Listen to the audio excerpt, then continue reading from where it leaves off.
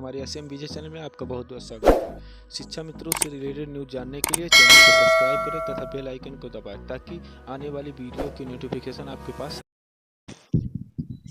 नमस्कार दोस्तों, आज जो ये शिक्षा मित्र की परिस्थिति है इसका कौन जिम्मेदार है? ये सिर्फ कुछ चंद नेता जो कि 1,72,000 परिवार का ज़िंदगी पूरा बर्बाद करके रख दिए हैं। जब इनको मालूम है कि हमें जो भी कार्य होगा, हमारा जो भी होगा वो मुख्यमंत्री के द्वारा होगा, तो इधर उधर भटकने से क्या फ़ायदा? जब सब लोग एक ही रास्ते पे चल रहे हैं तो क्या ज़रूरत है इनको अलग से रास्ता बनाने की? अरे अभी तक तो सभी शिक्षा मित्रों का सत्यानाश किया है, अब तो कम से कम पीछा छोड़ दो। क्योंकि मैं कुछ दिनों से देख रहा हूँ कि जब कोई कार्य होने वाला होता है तो ये खुद ऑडियो डाल के कहते हैं कि मेरे किए कराए पे काम पे पानी फेर दिया, लेकिन ये खुद पानी फेरने वाले हैं। क्योंकि ये हर वक्त मंत्री के साथ, नेता के साथ, विधायक के साथ घूमते रहते हैं, खुद टिकट लेने के चक्कर में हैं और कहते हैं कि बस शिक्षा मित्रों का कल्याण 2 महीने में, 4 महीने में, 6 महीने में करवा दूंगा, सिर्फ आप लोग शांति बनाए रखें। अरे क्या शांति बनाए रखें जब खुद ही तुमको ये नहीं मालूम है कि शिक्षा मित्र क्या है, कैसा है, तो ये बताओ तुम क्या कर सकते हो? जिंदगी तो पूरी सत्यानाश करके रख दी है। 1 महीने पे एक ऑडियो डालेंगे, एक वीडियो डालेंगे, हो जाएंगे बहुत बड़े MP MLA। और इनकी वजह से शुरुआती से पूरा शिक्षा मित्रों की अर्थव्यवस्था गड़बड़ शुरुआती से हुई थी। क्योंकि अखिलेश के द्वारा जब ये कार्य किया जा रहा था तब ये बाधक बन के आए, समायोजन रद्द हुआ, कोर्ट में लड़ने की बात आई, पैसा वसूली किया, तब ये बाधक आए। लेकिन अभी भी इनको चैन नहीं है, क्योंकि इनको तो लड़ना है, विधायक की रहना नहीं है शिक्षा मित्र। शिक्षा मित्र अगर जो होते शिक्षा मित्र में रहना चाहते तो ये लोग शिक्षा मित्रों का दर्द जानते, लेकिन ये लोग इतने बड़े बड़े नेता हो गए हैं कि ये मंत्री वो मंत्री के साथ साथ घूम करके अपना पूरा जलवा दिखा रहे हैं कि बस हमको भी विधायक का टिकट मिल जाएगा, हम भी नेता हो जाएंगे। लेकिन ये पूरी की पूरी इनकी कहानी इस तरह से है कि जो कोई सुनेगा, कोई जानेगा तो इनकी समझ लो कि क्या नहीं कर देगा इनको। जब इनको मालूम है कि रविंद्र जी, सत्यम जी, महाराज जी के सहयोग से मुख्यमंत्री से लगातार वार्ता हो रही है, तब इनको क्या आवश्यकता है इधर उधर धरना देने की, इधर उधर भटकने की? अरे आप कुछ किए नहीं हो तो कम से कम आपसे करने की तो सोचो। अगर जो सत्यम, रविंद्र और सब लोग महाराज जी के सहयोग से काम हो रहा है तो इनका आप सहयोग करो, क्योंकि इनका कल्याण महाराज जी से होगा और महाराज जी जब करवाएंगे तो सबका होगा।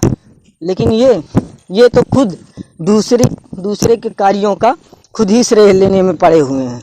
कहते हैं कि बस अब मुख्यमंत्री जी ने ये जुलाई में ही ऐलान कर दिया है कि सभी संविदा कर्मचारियों, अभी तक ऑर्डर क्यों नहीं आया? मैं यही पूछना चाहता हूँ कि अभी तक ऑर्डर क्यों नहीं आया? ऑर्डर आया होता तो होता कहाँ? किसी शिक्षा मित्र के पास है किसी चीज़ का ऑर्डर? बताओ जरा इनको। शिक्षा मित्रों का खून चूस चूस के तो तुम्हारी 7 पुश्तें खाएंगी, ख़त्म नहीं होगा। और अब तो कम से कम बख्श दो, क्योंकि इतने शिक्षा मित्र मर गए हैं। किसी के घर गए हो, किसी का सहयोग किए हो, तब आके मंच से कहो हाँ हमने किया है।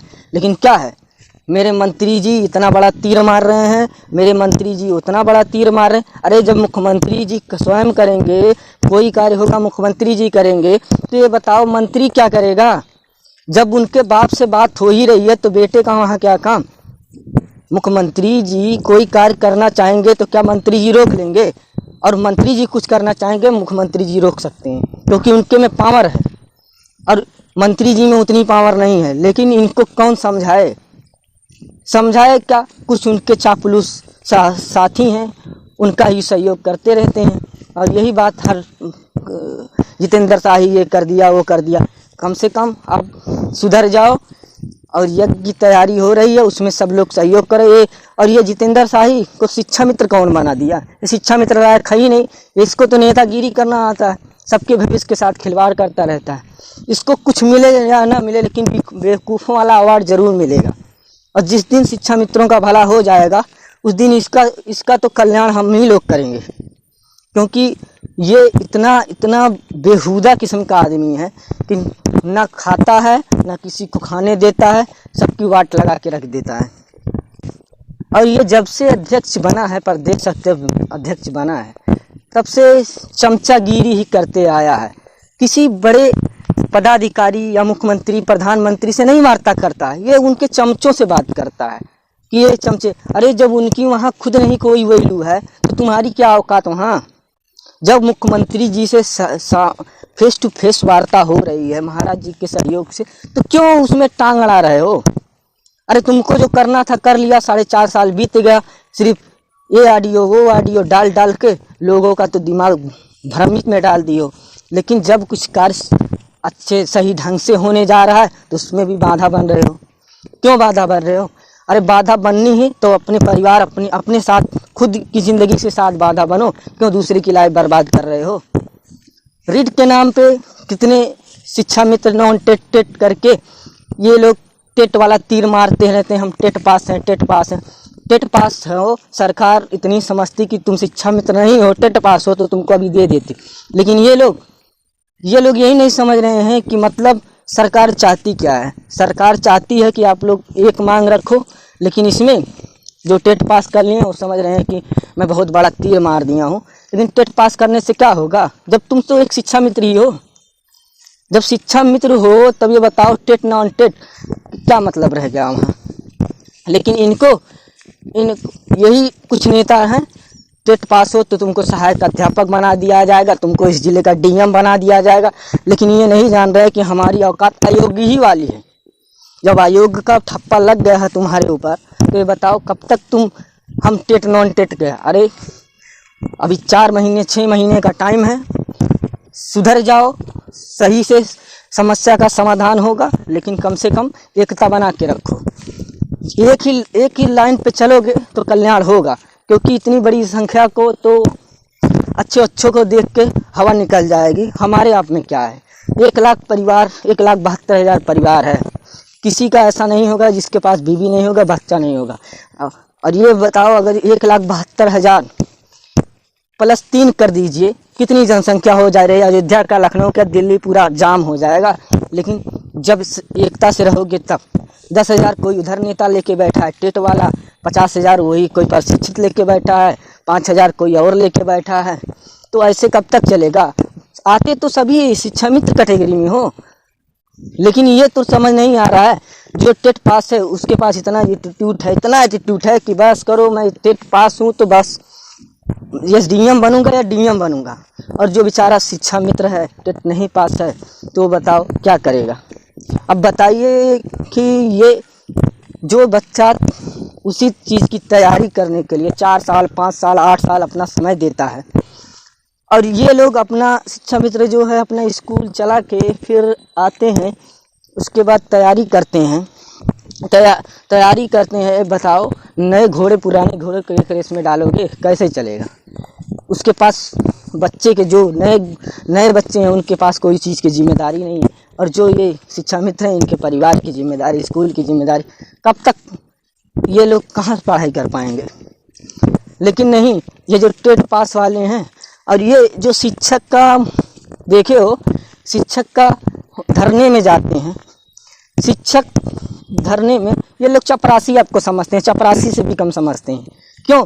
क्योंकि ये लोग जानते हैं कि अगर ये इंटर पास करके बीए पास करके मेरे बगल में आएगा बैठेगा तो मेरी इमेज क्या रह जाएगी। और यही टेट और बीएड वाले जो आज आपको धरने में बुला रहे हैं, इन्हीं की वजह से तो आपका समायोजन रद्द हुआ। ये लोग ना रिट डाले होते तो आज आप लोग का समायोजन खत्म नहीं होता, आज अपने पद पे होते। और इन्हीं जो आपका घर बिगाड़ रहा है, इन्हीं का आप सहयोग कर रहे हो। ये तो अपने चक्कर में है, क्योंकि ये रिटायर होने वाले हैं, ये तो पेंशन के चक्कर में लगे हुए हैं। लेकिन सरकार देगी तब ना, जब सरकार देगी तो तुमको भी देगी, उसको भी देगी। लेकिन क्या है, शिक्षक धरने में जा रहा है तो हम भी वहाँ जाएंगे नहीं, और शिक्षक का भला होगा तो हमारा भला होगा। लेकिन ये नहीं जान रहे हैं कि वो परमानेंट शिक्षक है, वो 4 दिन 6 दिन नहीं जाएगा, उसकी सैलरी आएगी, तुम 2 दिन से 3 दिन गायब हो गए, तुम्हारी सेवा समाप्ति का ऑर्डर भी हो जाएगा, क्योंकि तुम संविदा पे हो। इतनी मैं जो बातें कह रहा हूँ, इतनी अगर जो आप गौर कर लीजिएगा तो आप अच्छे तरीके से आपको समझ में आ जाएगा। और आप लोग महंत राजू दास जी का, सत्यम रविंद्र जी का बढ़िया से सहयोग कीजिए, अयोध्या में जाइए, और 100% उम्मीद है कि आपको सम्मान मिल जाएगा। और अगर जो इधर उधर आप उनकी बातों का मन में भ्रम लेके चलेंगे तो आपका भला होना तो कल्याण होना कभी नहीं है, क्योंकि इस सरकार में नहीं होगा तो कभी नहीं होगा। क्योंकि दूसरी सरकार आएगी तब भी यही बात कहेगी कि उसने नहीं किया तो हम क्यों करें। आज इलेक्शन का टाइम है तो आज आपको सब वोट बैंक समझ रहे हैं, सब पार्टी आपका मुद्दा उठा रही हैं, लेकिन जो पार्टी सत्ता में आ जाती है वो किसी का नहीं भला सोचती है। वो तो सोचती है कि कितना मेरा बजट बच जाए।